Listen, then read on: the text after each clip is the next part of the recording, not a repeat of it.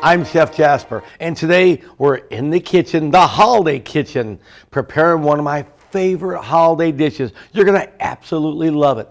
Panettone bread pudding. And as I prepare this dish, I'll tell you a little bit of history because you're going to love this also. Okay, panettone.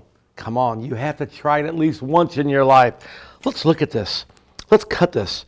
You know, it's perfectly baked and oh, so delicioso. We'll just unwrap it. Don't worry, some of it's going to stick to the little paper here. That's okay. And now, look, it's so soft. I mean, I'm telling you, it is very, very soft. Let's just kind of mix this together. And in another bowl, I will mix my eggs and sugar and local eggnog. Now, if you can't get local eggnog, that's okay, but it makes such a big difference. We're just going to tear this apart. It looks like a lot, but once you add your little mix of eggnog and eggs and everything else, it's going to break down a little bit. I don't even want to tear this apart. I just want to jump into it and start eating it. Panettone. What is panettone? Well, you heard me say the word tone. Panettone. Pana means bread. Tone is from Tony. The bread of Tony's. That's right. And there was a famous baker in Milan, as the legend goes, or as I say, as the true story goes, because I've done a little more research on this. And the gentleman was working in the bakery, and he could not satisfy the owner. And one night he was left in the bakery, and he had everything here, bread, some extra bread dough, some raisins, some eggs, some milk. I used eggnog. Put it all together and bake this delicious bread. The next day, the owner came in, saw everything, and said, "Oh my, what is this?" He said, "It's our new bread I created." They tasted it. Everybody went crazy. They started making more, and what happened?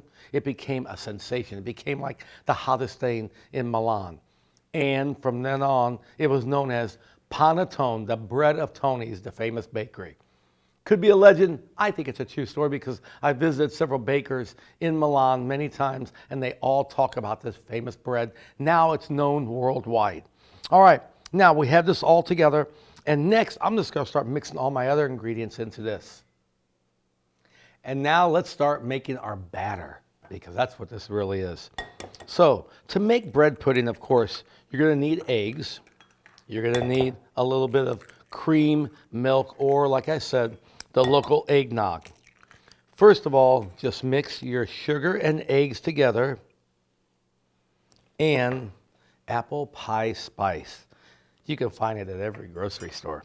You have to have that. Sure, you can use a little bit of cinnamon, a little bit of nutmeg. The apple pie spice just puts everything together. Mix this thoroughly. And at this point, give it a good couple of whips. And now, some more almonds. Yes, it has some almonds in there, but I like more almonds in the bread pudding. Okay, we're almost there. We'll add just half of this right now, of the eggnog. Really give it a nice creamy base. Almost looks like a caramel sauce. Look at that.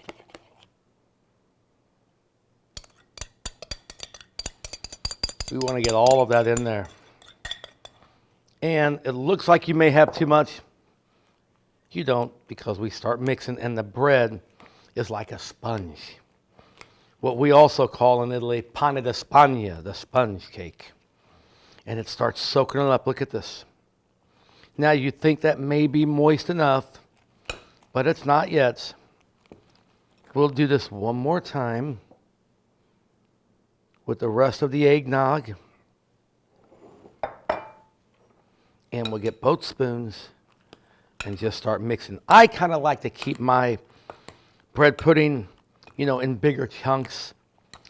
Now, if you don't want to do the panettone, of course, you can just use some bread, day-old bread. In Italy, we would never throw bread away. It's a sin, of course. Cucina povera, the cuisine of the poor. But I think it's just a sin to throw bread away. And this is it. At this point, all we need to do now,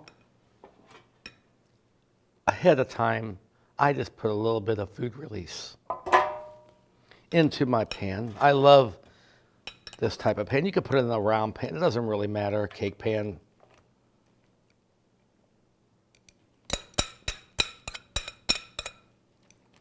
But I like to cut this in like meatloaf style. Kind of push this down a little bit. And that eggnog on the side, oh my. This is all we need to do. Maybe if you want to, you could top it with a little more cinnamon. Sometimes I've even put a little mixture of brown sugar and some more almonds on top. It doesn't matter. This is going to be beautiful, just like this. Put this in a 400-degree oven for about 45 minutes, and you're going to have something that's just amazing for your holiday party, breakfast, lunch, dinner, or even just a snack on. We'll put this in the oven and see what happens.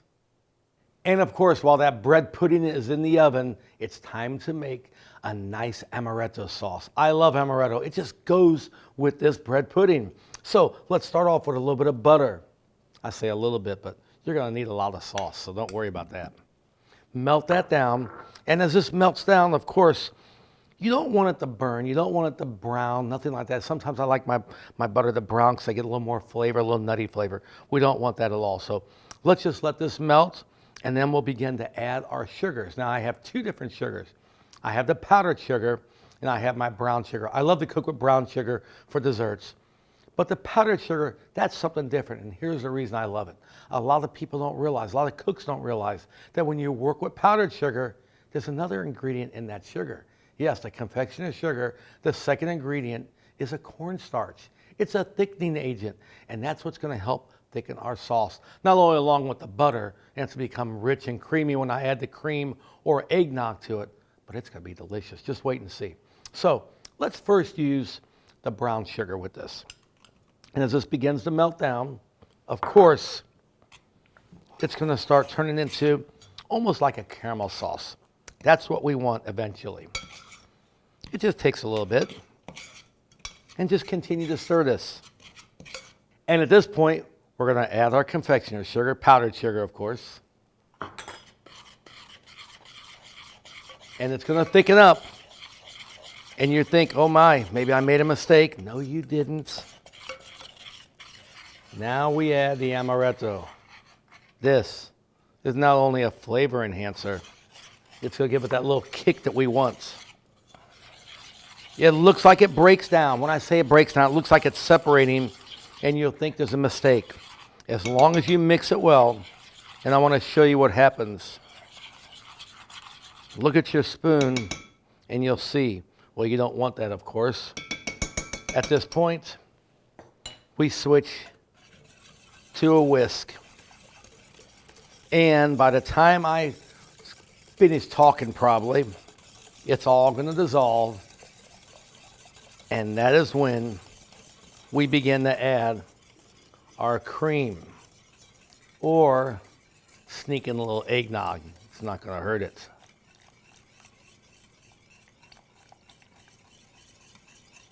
And that is all we have to do. A delicious sauce prepared within minutes. So flavorful. Now, okay, I don't like almonds, let's say. Well, that's okay. How about rum? I love rum. How about frangelica? Think about it. Go through the liquor cabinet. Find your favorite liqueur. Amaretto just goes good with it because of the almonds and the panettone. Now, another thing, it's up to you. I like to serve this warm with the bread pudding. Nothing the matter with that. Or you could slice the bread pudding, put some butter on top of that, melt it.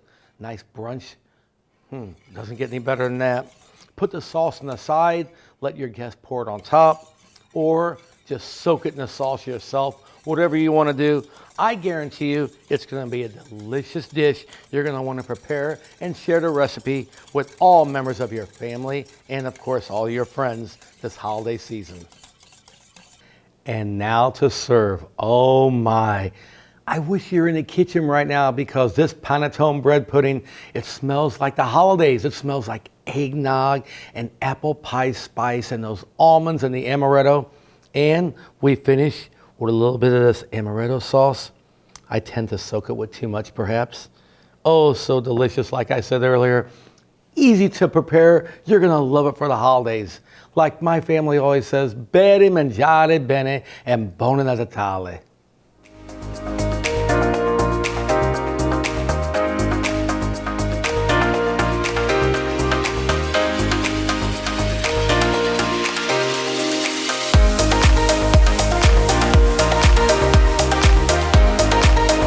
Brought to you by Hen House Markets.